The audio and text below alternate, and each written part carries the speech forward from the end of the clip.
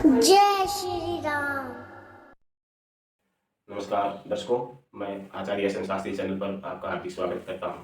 प्यारे दर्शकों, जैसा कि आपको पता है कि किसी भी देवता की पूजा के बाद में हम आरती करते हैं।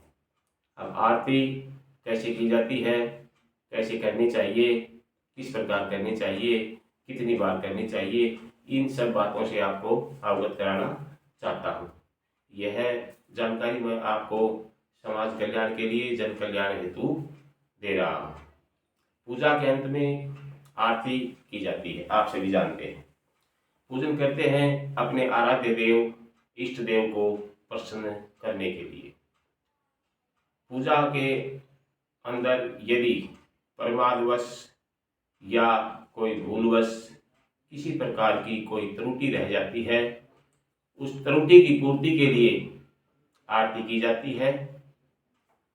और स्कंद पुराण, जैसे कि आप जानते हैं 18 पुराण हैं, 18 पुराणों के अंदर स्कंद पुराण भी है। स्कंद पुराण में बताया गया है कि मंत्रहीनम क्रियाहीनम यत् कृतम पूजनम हरे सर्व संपूर्णतामेति कृते निराजने शिवे।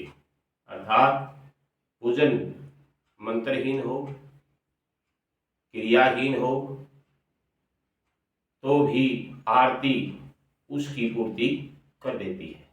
इसलिए आरती करने से उस पूजा में पूर्णता आ जाती है। और आरती की महिमा का वर्णन विष्णु धर्मांतर में भी किया गया है। उसमें बताया गया है, धूपम चारात्रिकम पश्येत कराभ्याम च प्रवंदते कुलकोटिम समुद्धृते याति विष्णे परम पदम। अर्थात जो धूप आरती को देखता है, दोनों हाथों से आरती को लेता है, और वह जन करोड़ों पीढ़ियों का उद्धार कर देता है और विष्णु लोक में परम पद की प्राप्ति को प्राप्त करता है। साधारणतः आरती में 1, 3 या 5 बत्तियों से आरती की जाती है। कपूर से भी आरती होती है। उस समय अगर कपूर जला करके आप आरती करते हैं तो उस समय यह मंत्र बोलना चाहिए, कर्पूर गौरम करुणावतारम संसार सारम भुजगेंद्रहारम सदा वसंतम हृदयारविंदे भवम भवानीम सहितम नमामि। इस प्रकार से यदि आप कपूर जला करके आरती करते हैं तो यह मंत्र अवश्य बोले। वैसे रुई और घी से भी आरती की जाती है। बत्ती बना करके शंख, बाजे, घंटा आदि बजाते हुए आरती करनी चाहिए। आरती कैसे उतारें, अभी मैं आपको ये बताना चाहता हूँ। आरती उतारते समय सर्वप्रथम अपने इष्ट देवता, कुल देवता या प्रभु भगवान की कोई भी प्रतिमा हो, उसके चरणों में आरती शुरू करें और 4 बार उनके चरणों में घुमाए, 2 बार नाभि मंडल पर घुमाए, 1 बार उनके मुखमंडल पर घुमाए और 7 बार समस्त अंगों की आरती करें। अर्थात समस्त अंगों पर आरती घुमाए। प्रसन्न मुद्रा में अपने इष्ट की आरती उतारनी चाहिए, प्रसन्न चित्त रहना चाहिए, क्योंकि अंत में आरती अपने इष्ट देवी देवता की प्रसन्नता के लिए ही की जाती है। मंत्रहीनम क्रियाहीनम भक्तिहीनम सुरेश्वरी यत् पूजितम मया देवी परिपूर्णम तदस्तु में। यदि देवी आदिशक्ति की प्रतिमा की यदि आप पूजा कर रहे हैं, आरती उतार रहे हैं, तो उस समय मंत्रहीनम क्रियाहीनम भक्तिहीनम सुरेश्वरी यत् पूजितम मया देवी परिपूर्णम तदस्तु में देवी या परमेश्वरी शब्द लगाएं।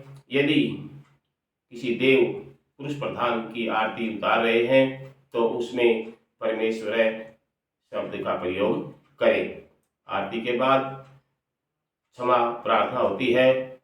उसमें कहते हैं, त्वमेव माता च पिता त्वमेव त्वमेव बंधुश्च सखा त्वमेव त्वमेव विद्या द्रविणं त्वमेव त्वमेव सर्वं मम देव देव। इस प्रकार अपने आराध्य देव, इष्ट, भगवान जो भी है उनकी पूजा करनी चाहिए, आरती करनी चाहिए और प्रसन्न चित्त मुद्रा में आरती उतारनी चाहिए। उसी से प्रभु या कोई भी इष्ट देवता है, देवी शक्ति है, प्रसन्न होते हैं।